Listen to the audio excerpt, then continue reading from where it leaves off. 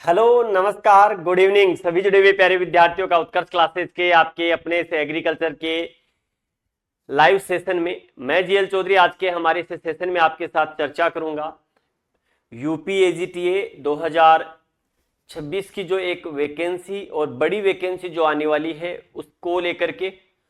और आज के इस पहले सेशन में हम सिर्फ इस भर्ती को समझने की कोशिश करेंगे कि क्या इसकी प्रक्रिया है, क्या इसका पाठ्यक्रम है, कौन से पाठ्यक्रम में कौन सा सब्जेक्ट हमें पढ़ना है और उसी के विषय को लेकर के बात करेंगे।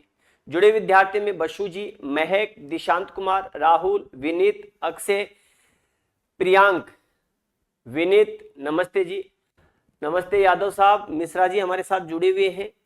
तो इस समय जो अधिक से अधिक संख्या में आप सभी विद्यार्थी आज के हमारे पहले सेशन में जुड़े हैं, जिस प्रकार से जिस उत्साह से आप लोगों के लिए आवश्यक है कि आप इसी उत्साह, इसी जोश और इसी पूरे जुनून के साथ जब तक आपका सिलेबस नहीं होता तब तक प्रत्येक क्लास को आप अटेंड करते रहें। क्योंकि एक विद्यार्थी जब नियमित रूप से जब क्लास को अटेंड करता है तो वो क्लास में कुछ सीखता है। ऐसा नहीं कि क्लास में संपूर्ण चीजें सीख जाता है, लेकिन क्लास में बहुत कुछ चीजें वो सीखता है और इसके बाद में बहुत कुछ सीखने के बाद जब वो रिवीजन करता है तो उसके माध्यम से बहुत कुछ चीजें उसे याद होती हैं। और जब फिर वो एमसीक्यू या टेस्ट के माध्यम से तैयारी करता है तो वो अपना सिलेबस कहीं ना कहीं ऐसे पाता है कि मैंने बहुत कुछ प्राप्त कर लिया है। तो इसलिए आज के इस सेशन में और आने वाले सेशंस में आप सभी विद्यार्थी यूं ही जुड़े रहें। एक बार जल्दी जल्दी मुझे आप ये बता दीजिएगा कौन सा विद्यार्थी आप यूपी के किस जिले से बिलोंग करता है। मेरा मैं परिचय दे दूं कि मेरा नाम जिसको कह सकते हैं जीएल चौधरी है और मैं एग्रीकल्चर विषय आप लोगों के साथ चर्चा करूंगा। इसके जो महत्वपूर्ण पार्ट्स हैं वो मैं आपके साथ चर्चा करूंगा। जैसे पिछले लास्ट ईयर के यूपीएजीटीए के पेपर्स में मैंने आपके साथ एग्रोनॉमी को लेकर चर्चा की, हॉर्टिकल्चर विषय आप लोगों के साथ लेकर के चर्चा की, एग्रीकल्चर एक्सटेंशन मैंने आप लोगों के साथ चर्चा की, कुछ प्लांट ब्रीडिंग का वो पार्ट जो इंपॉर्टेंट था वो भी मैंने आपके साथ चर्चा की। यानी कि बेसिकली एग्रीकल्चर का वो पार्ट जो इंपॉर्टेंट था, जो 65% जो पार्ट था उसको हमने चर्चा की। आप लोगों ने देखा होगा कि पेपर में उस प्रकार के सवाल पूछे गए। तो आप निश्चित रहे, आप हमारे साथ जुड़े हैं तो हम पर पूरा विश्वास रख सकते हैं कि हम आपकी तैयारी को इतना सुदृढ़ कर देंगे कि जिस प्रकार यूपीएजीटी 2024 के विद्यार्थियों का परिणाम रहा, चाहे वो फिलहाल 2 गुने में ही है, लेकिन मैं 1 गुने के लिए भी आपको आश्वस्त करता हूं कि जितनी वैकेंसी उसका 50% यानी कि लगभग 50% विद्यार्थी सिर्फ अकेले उत्कर्ष से होंगे। बस आप लोगों को आवश्यकता है अपने आप को मोटिवेट रखने की, अपना डेडिकेशन विचलित नहीं हो और आप लगातार क्लासेज अटेंड करते रहें। तो इस सेशन में सभी का आभार और अभिनंदन है। जैसे गोरखपुर, प्रयागराज, बिल्कुल जी, गाजियाबाद से भी है, क्या बात है, नोएडा, वेरी गुड विपुल जी,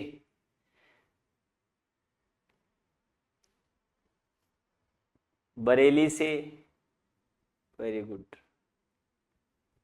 वेरी गुड, लखनऊ, नरेश यादव साहब लखनऊ से जुड़े हो आप हैं। तो आप यूपी के अलग अलग जिलों से जुड़े हैं, सभी का आभार और अभिनंदन है उत्कर्ष एग्रीकल्चर के इस प्लेटफॉर्म पर। और मैं चर्चा करता हूं आपके इस यूपी एजीटी 2026 ही लिखूंगा। तो आज के हमारे इस सेशन में आप सभी यूपी एजीटीए के विद्यार्थियों का स्वागत है। Uttar Pradesh agriculture technical assistant, ठीक है, कृषि प्राविधिक जो भर्ती परीक्षा होगी, मैं इसको फिलहाल 2026 ही लिख देता हूं। संभावना जिसको कह सकते हैं कि संभावना लगभग 2200 से अधिक पदों पर यह वैकेंसी आने की संभावना है। मैं अगर आप लोगों के इसके पाठ्यक्रम की बात करूं, ठीक है, पाठ्यक्रम, तो इसके पाठ्यक्रम को मैं बेसिकली सबसे पहले तो मैं 3 पार्ट में बांट देता हूं आपके पास, ठीक है। 2 घंटे का आपके पास समय रहेगा, 100 क्वेश्चन आपके पास होंगे। तो देखिएगा 100 क्वेश्चंस होंगे आपके पास और 120 मिनट होंगे आपके पास। चाहे तो आप 120 मिनट लिख सकते हो या आप इसे 2 घंटे का समय भी बता सकते हैं। ठीक है, अब इस 100 नंबर को जब हम डिवाइड करते हैं तो 3 भागों में डिवाइड कर लेते हैं। पहले नंबर 1 एग्रीकल्चर, और एग्रीकल्चर में 65% वेटेज एग्रीकल्चर का है। इसके बाद अगर आप देखेंगे तो आपका कंप्यूटर, ठीक है, इसके बाद अगर आप देखेंगे तो आपका जीके, ये ध्यान रखना कि आपका जीके वाला जो पार्ट है, ठीक है, जीके वाला पार्ट आप लोगों का इसमें आएगा। ठीक है, विशेष रूप से यूपी जीके जीएस। तो कंप्यूटर आपका 15 नंबर का और 20 क्वेश्चंस आएंगे, 15 क्वेश्चंस ये, तो टोटल कितने क्वेश्चंस हो गए? 100 क्वेश्चंस आप लोगों के इस भर्ती में देखने को मिलेंगे। अब यहां पर इस एग्रीकल्चर को अलग अलग भागों में बांट दिया जाता है और इस अलग अलग भाग में सबसे पहला आपके लिखा हुआ होता है क्रॉप साइंस। ठीक है, क्रॉप साइंस बेसिक बड़ा पार्ट है। एग्रीकल्चर एक्सटेंशन आपका बड़ा पार्ट है। सॉइल साइंस आपका बड़ा पार्ट है। इसके अलावा एग्रीकल्चर इकोनॉमिक्स आपका बड़ा पार्ट है। ठीक है, इसके अलावा प्लांट ब्रीडिंग और प्लांट बायोटेक्नोलॉजी भी आपके इसमें देखने को मिलेगी। ठीक है, ये बेसिकली मेजर मोटे मोटे सब्जेक्ट हैं और इसी में एक आपके पास एनिमल हस्बेंड्री, जिसके जादूगर आपके साथ जुड़ेंगे अपने विषय के बेताज बादशाह डॉक्टर सुमित चौधरी, जिसको कह सकते हैं, आपके साथ इस एनिमल हस्बेंड्री के साथ चर्चा करेंगे आपके बीच। एनिमल हस्बेंड्री, ठीक है, ये आपको ध्यान रखना है। बेसिकली ऊपर वाले तीनों सब्जेक्ट आपके साथ मैं यानी कि जीएल चौधरी चर्चा करूंगा। क्रॉप साइंस, एग्रीकल्चर एक्सटेंशन और सॉइल साइंस के साथ कुछ पार्ट अगर जरूरत पड़ेगी तो हम पीबीजी वाले पार्ट में देखेंगे। कंप्यूटर आपके साथ विषय के विशेषज्ञ चर्चा करेंगे। यूपीजी के जिसको कह सकते हैं आपके अमित सर, बाकी आपके जिसको कह सकते हैं और फैकल्टीज आपके साथ चर्चा करेंगी। अब सिलेबस पिछली बार का ही पैनल लेकर के आया हूं, जो पिछली बार मैंने सिलेबस को एक्सप्लेन किया था। एज इट इज हूबहू वही पैनल है। नया पैनल भी लेकर के मैं जुड़ सकता था आपके साथ लेकिन उसी पेपर को मैंने आपके साथ चर्चा करने के लिए ज्यादा बेटर समझा। तो आइएगा, ठीक है, कि इसकी कुछ योग्यताएं क्या है। तो योग्यताएं अगर हम बात करते हैं तो आपका एग्रीकल्चर का, आपका एग्रीकल्चर डिपार्टमेंट उत्तर प्रदेश में आपको नौकरी करने का मौका मिलेगा। सबसे पहले तो आपके पास पैट होना जरूरी है। ये तो आप सभी को पता है कि यूपी में एक एंट्रेंस टेस्ट है पैट, ये क्वालिफाई हो और आपकी डिग्री बीएससी एग्रीकल्चर आपके पास हो। ठीक है, ये ध्यान रखना। होम साइंस अगर किसी के पास होगी तो उनके पास होम साइंस 4 ईयर डिग्री जो बैचलर कोर्स है वो भी इसमें एलिजिबल रहेंगे, ये ध्यान रखना। कृषि विश्वविद्यालय में जो होम साइंस चलती है, तो क्वालिफिकेशन भी आपके पास हो गई कि बीएससी एग्रीकल्चर हो।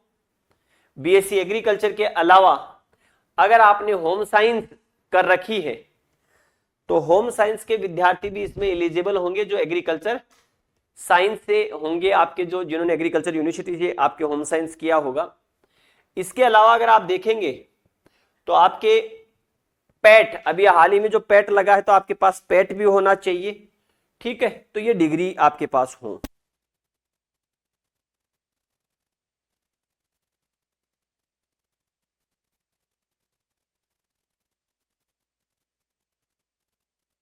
तो बेसिकली ये आपके पास योग्यताएं अगर हों या आप पूरी कर पाएंगे तो आप इसमें पात्र रहेंगे, ये ध्यान रखना आपको। यानी कि एक तो पैट आपके पास,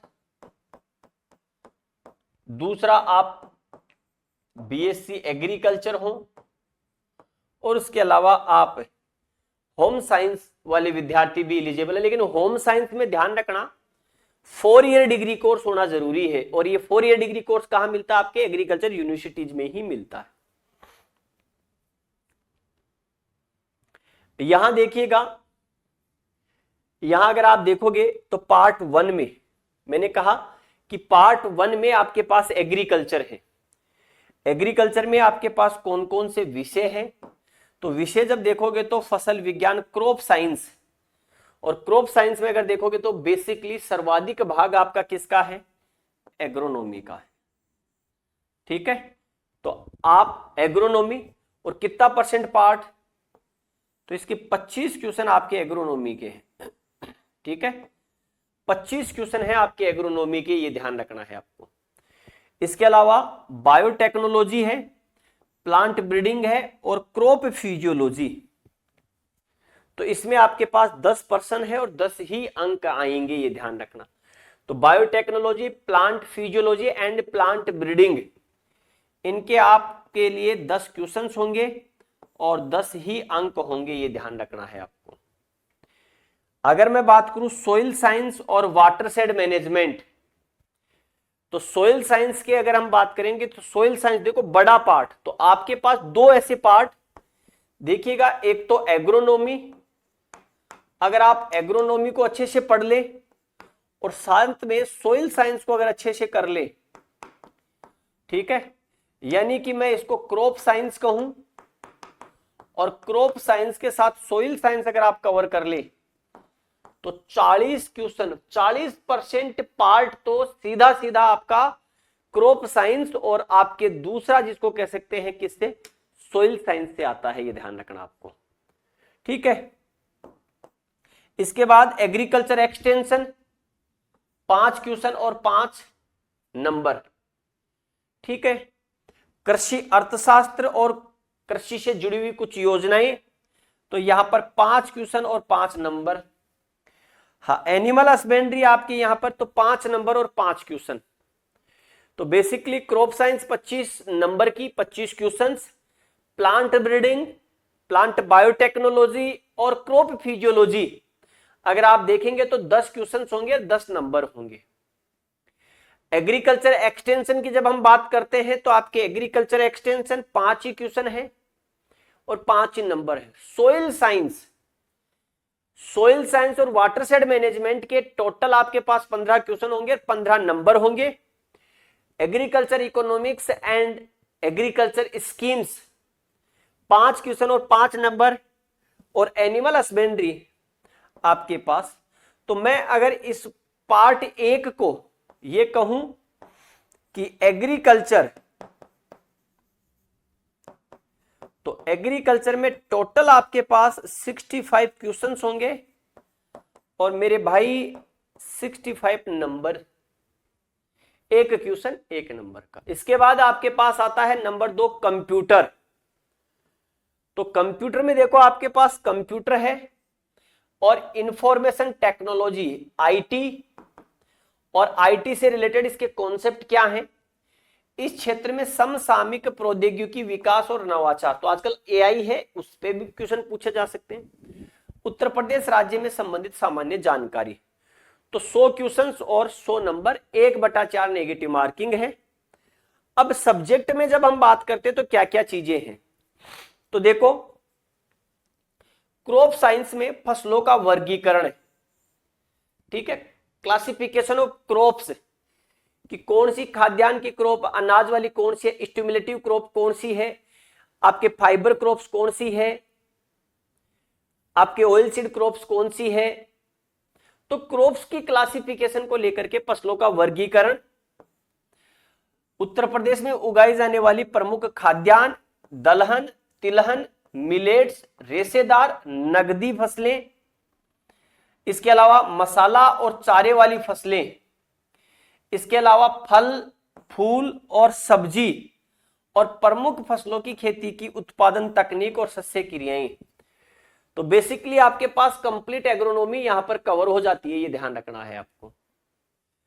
इसके बाद आपका पोस्ट हार्वेस्ट टेक्नोलॉजी क्या है, और फल और सब्जी का संरक्षण या प्रोसेसिंग, तो मैं इसे कह सकता हूं कि फ्रूट एंड वेजिटेबल प्रोसेसिंग। तो आपके फ्रूट और वेजिटेबल प्रोसेसिंग के बारे में आपको पता होना चाहिए। तो एग्रोनॉमी आपके आ गई कि क्लासिफिकेशन ऑफ क्रॉप्स क्या है। मेजर क्रॉप्स जो आपके यूपी में जो चलती है वो मेजर क्रॉप्स आपके पास पूछी जा सकती है। खाद्यान्न में हो, चाहे वो पल्सेज में हो, ऑयल सीड में हो, मिलेट्स में हो,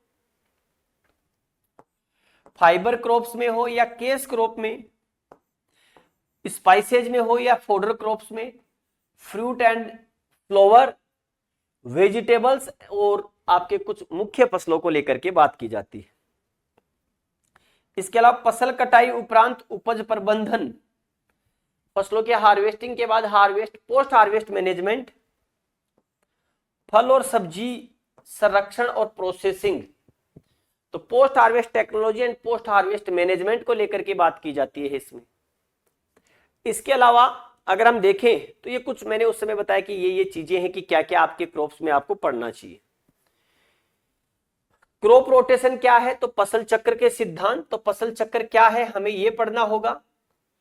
क्रॉपिंग सिस्टम क्या है, फसल प्रणाली, और खेती के प्रकार कौन कौन से होते हैं, जैसे कि शुष्क कृषि ड्राई एग्रीकल्चर, एकीकृत फसल प्रणाली, बहुफसली, ठीक है, मल्टी क्रॉपिंग जिसको कह सकते हैं, इंटर क्रॉपिंग क्या है, नेचुरल फार्मिंग क्या है, ऑर्गेनिक फार्मिंग क्या है, इसका महत्व और प्रकार बताना है।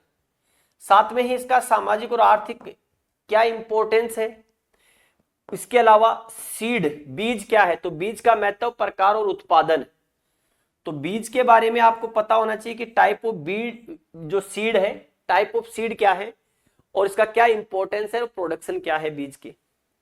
सीड ट्रीटमेंट के मेथड्स क्या है और इसका इंपॉर्टेंस क्या है।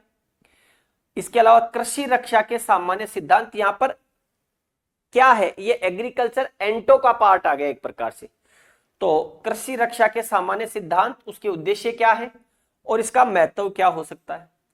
इनमें प्रयोग होने वाले मुख्य उपकरण, तो एग्रीकल्चर में उपयोग होने वाले उपकरण कौन से हैं, कुछ आपके जिसको कह सकते हैं केमिकल जैसे उपकरण, स्प्रे जो हम करते हैं, लो अल्ट्रा वॉल्यूम है, medium ultra volume, high ultra volume जो है आपके पास प्रेशर, वो इंस्ट्रूमेंट, कुछ केमिकल्स के नाम और केमिकल्स का क्लासिफिकेशन, एकीकृत नाशी जीव प्रबंधन, इंटीग्रेटेड पेस्ट मैनेजमेंट।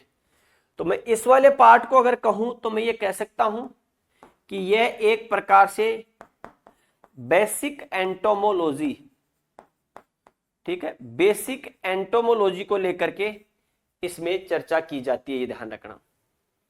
यहां देखिएगा प्रमुख फसलों के कीट और रोग और उसका प्रबंधन। तो इसका मतलब जब हम क्रॉप्स पढ़ेंगे तो उन्हीं क्रॉप्स के साथ हम उसके डिजीज पढ़ते हैं और उसी के साथ इंसेक्ट पढ़ते हैं। तो एक प्रकार से कुछ पैथोलॉजी की सामान्य जानकारी भी हो गई आपके पास। तो यहां पर एक प्रकार से प्लांट पैथोलॉजी को लेकर के भी बात की जाएगी, ठीक है। तो बेसिक प्लांट पैथोलॉजी के बारे में बात होगी। तो आपके पास इंपॉर्टेंट इंसेक्ट और इंपॉर्टेंट डिजीज का आपको नॉलेज होना चाहिए। साथ में ही क्या है इंटीग्रेटेड पेस्ट मैनेजमेंट, इसकी भी जानकारी हो, ठीक है।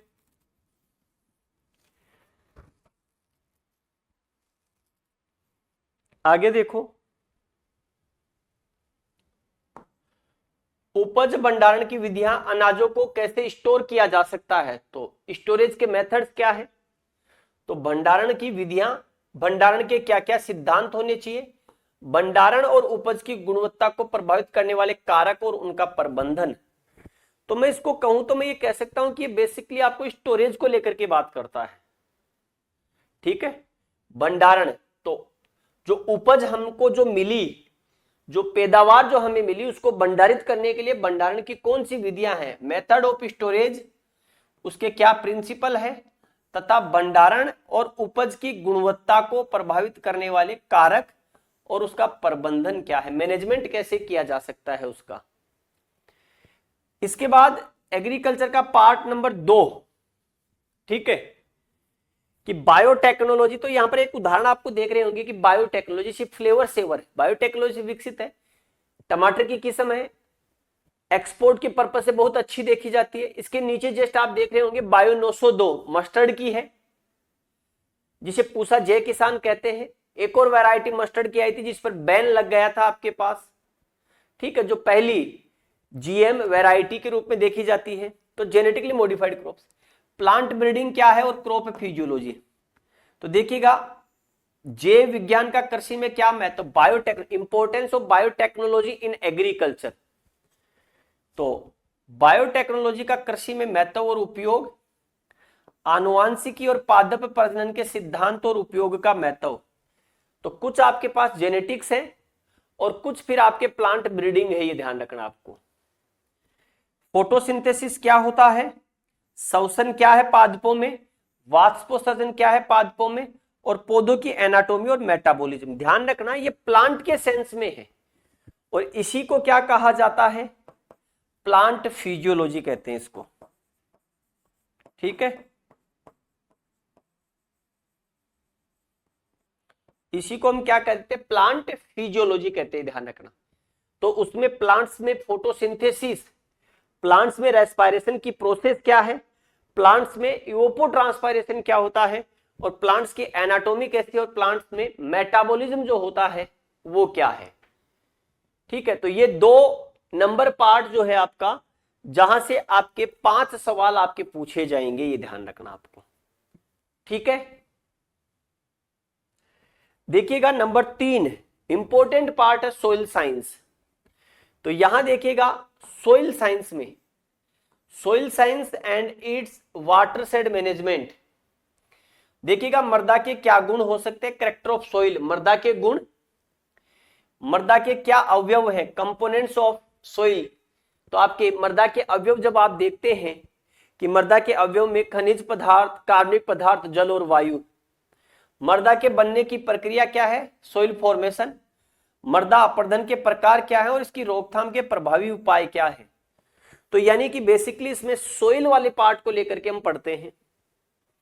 फिर देखिएगा मृदा में पाए जाने वाले आवश्यक पोषक तत्व, महत्व और इसकी कमी से होने वाले विकार। इसका मतलब आवश्यक पोषक तत्वों को लेकर के बात की गई यहां पर, ठीक है, आवश्यक पोषक तत्व, एसेंशियल न्यूट्रिएंट्स या एसेंशियल प्लांट न्यूट्रिएंट्स। आगे बात की गई है कि उर्वरकों का क्या वर्गीकरण है, क्लासिफिकेशन ऑफ फर्टिलाइजर, और पोषक तत्वों की मात्रा, यानी कि इन उर्वरकों में पोषक तत्वों की मात्रा, जैसे मैं कहूं कि यूरिया, ठीक है, जैसे मैं कहूं कि यूरिया, तो यूरिया तो एक उर्वरक है, यूरिया तो एक उर्वरक है, लेकिन इसमें पोषक तत्व क्या है, तो यूरिया में जो पोषक तत्व होता है वो पोषक तत्व है नाइट्रोजन। नाइट्रोजन की मात्रा कितनी है, 46%। तो इस प्रकार जैसे मैं कहूं कि पोटेशियम क्लोराइड, अनोदर या other name of muriate of potash, MOP, ठीक है, एमओपी। तो यहां जब आप बात करते हैं इसकी पोटेशियम क्लोराइड और म्यूरेट ऑफ पोटास की, तो ये तो उर्वरक है, इसमें पोषक तत्व पोटास है, और पोटास कितना परसेंट है, 58 to 60%। एकीकृत पोषक तत्व, इंटीग्रेटेड न्यूट्रिएंट मैनेजमेंट। जब हम एंटोमोलॉजी पढ़ी तो हमने इंटीग्रेटेड पेस्ट मैनेजमेंट पढ़ा, यह इंटीग्रेटेड न्यूट्रिएंट मैनेजमेंट है। बायो फर्टिलाइजर और जैव खादों के प्रकार और महत्व, यानी कि बायो फर्टिलाइजर और ऑर्गेनिक मेन्योर, उसके बारे में हमें जानकारी होनी चाहिए, तो वो भी हम देखेंगे इसमें। तो सोइल साइंस 15 नंबर की है, और ये 15 नंबर नहीं है, ये बोनस है एक प्रकार से, कोई गड़बड़ नहीं होती, कोई गलत नहीं होता आपका इसमें, ठीक है। तो ये भी ध्यान रखना है आपको, ठीक है। तो आगे देखो,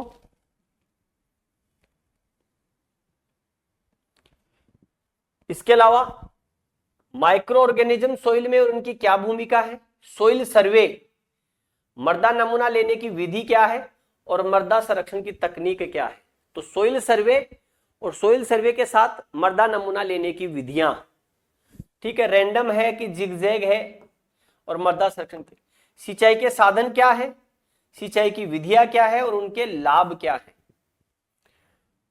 जल निकास क्या होता है, इसके मूल अवधारणा और इसकी विधि, जल संचयन क्षेत्र और प्रबंधन, इसे कहते हैं वाटरशेड मैनेजमेंट, मिनी, माइक्रो, मिली, सब और मैक्रो, प्रदूषण के प्रकार क्या है और पर्यावरण संरक्षण कैसे किया जा सकता है। ये जो नीचे आप देख रहे हो ये सूक्ष्म जीवों की संख्या और सूक्ष्म जीवों का भार है, ये ध्यान रखना, मृदा के प्रति इकाई आयतन में, ठीक है।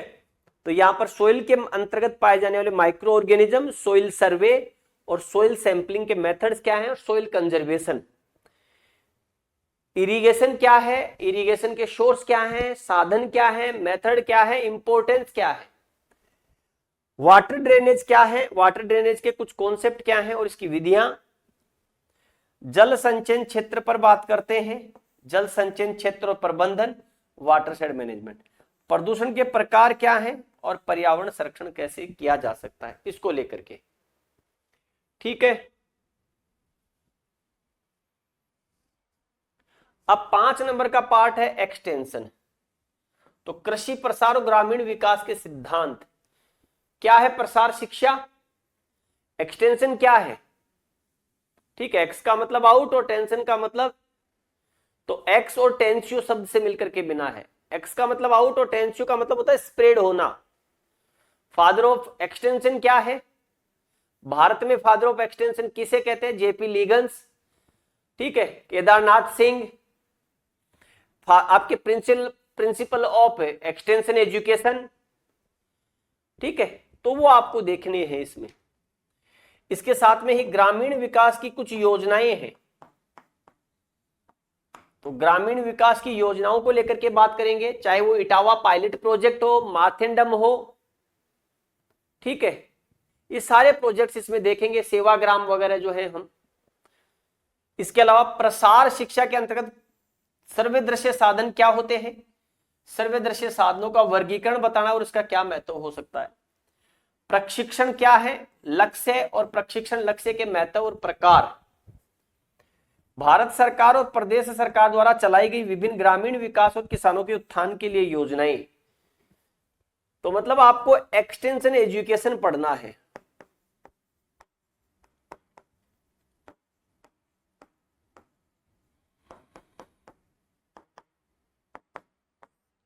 एक्सटेंशन एजुकेशन, ठीक है।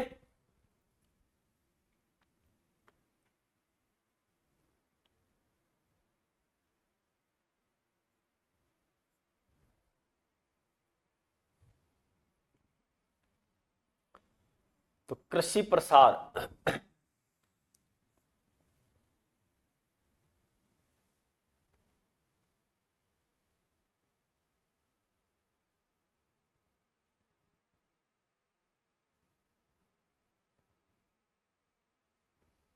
आगे देखो, अब कृषि अर्थशास्त्र और योजनाएं, 1 ट्रिलियन इकोनॉमी हेतु उत्तर प्रदेश के कृषि कार्यों के माध्यम से योगदान। तो एग्रीकल्चर का कृषि के यानी कि एग्री आपके जो यूपी की जो इकोनॉमी है उत्तर प्रदेश की, उसमें एग्रीकल्चर का क्या रोल है, कृषि संबंधी महत्वपूर्ण आर्थिक सुधार, कृषि जिंसों के आयात और निर्यात की अवधारणा। तो एग्रीकल्चर का आयात और निर्यात क्या है, कृषि से संबंधित कुछ योजनाएं, कृषि सांख्यिकी के एग्रीकल्चर स्टेटिक्स उसके प्रिंसिपल, कृषि अर्थशास्त्र का सिद्धांत और उपयोगिता। तो कृषि अर्थशास्त्र के क्या सिद्धांत होते हैं और उसकी उपयोगिता क्या है, फसलों के न्यूनतम समर्थन मूल्य को लेकर के एमएसपी, और इसके साथ में ही एग्रीकल्चर मार्केटिंग क्या है, कृषि विपणन, तो उसको लेकर के भी आपके बिंदु दिया हुआ है। बेसिकली एग्रीकल्चर इकोनॉमिक्स में उत्तर प्रदेश की इकोनॉमी में एग्रीकल्चर का क्या रोल है, principle of agriculture statics and agriculture economics, agriculture से जुड़ी हुई कुछ योजनाएं, विशेष रूप से केंद्र और राज्य के सेंस में, और कृषि के आयात और निर्यात के बारे में जानकारी आपको होनी चाहिए।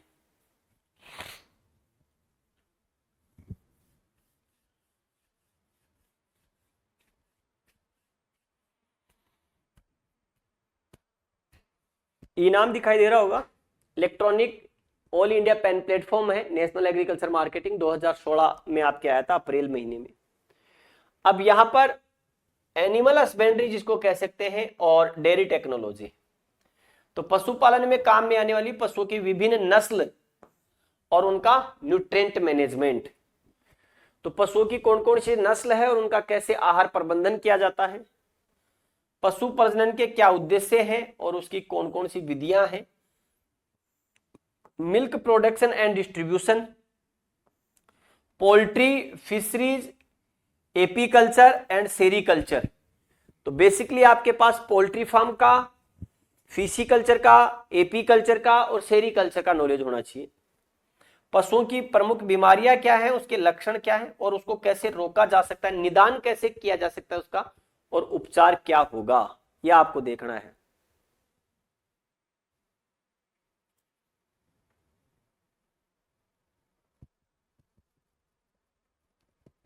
ठीक है, तो पशुओं की प्रमुख बीमारी, उसके लक्षण, डायग्नोसिस और ट्रीटमेंट। ठीक है,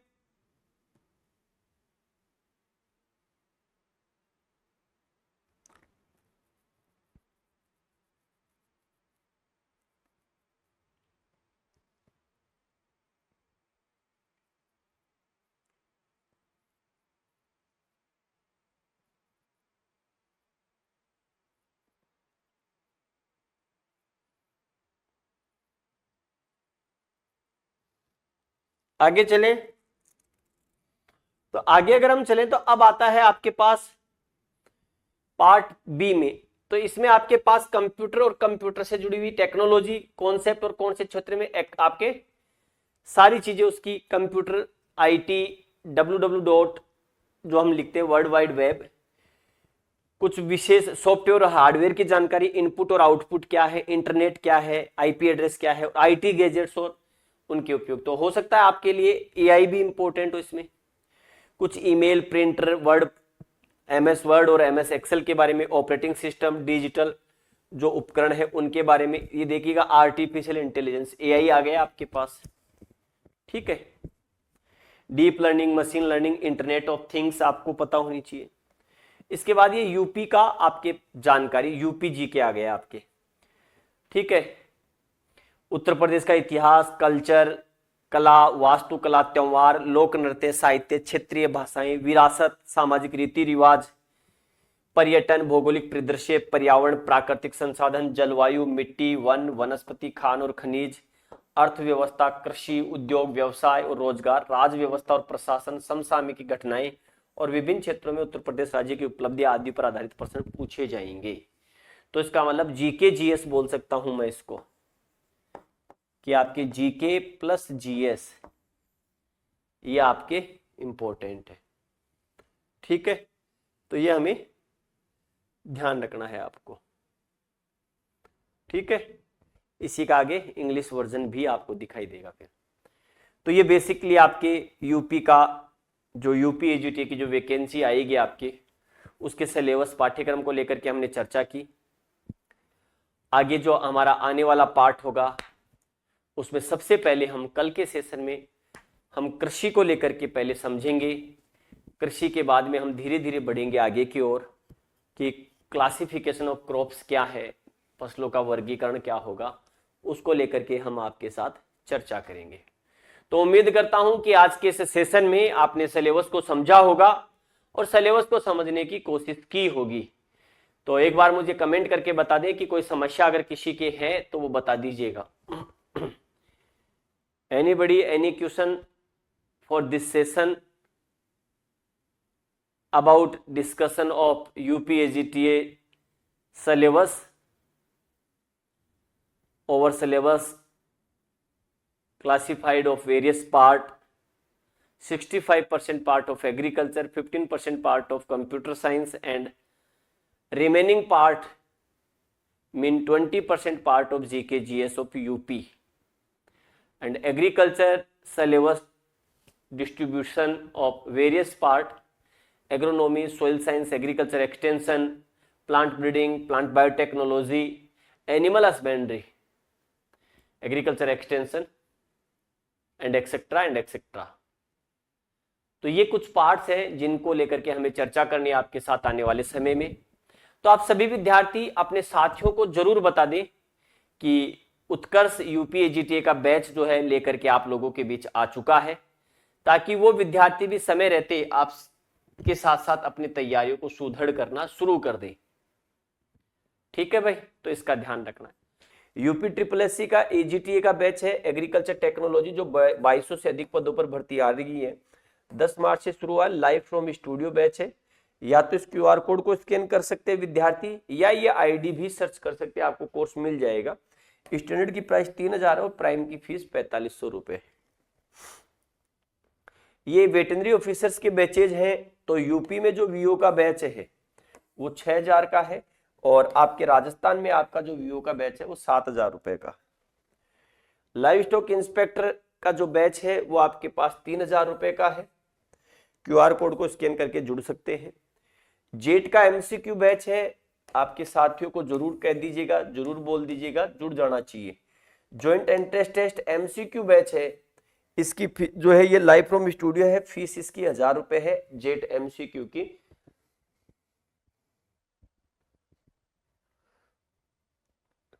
जेट 180 डेज का टारगेट बैच है. स्टैंडर्ड की प्राइस 4500 है और प्राइम की 5600 रुपए है. क्यूआर कोड को स्कैन करके जुड़ सकते हैं. ये उत्कर्ष के साथ जुड़ने के लिए आपके स्क्रीन पर एक क्यूआर कोड है, ये इंस्टाग्राम के लिए.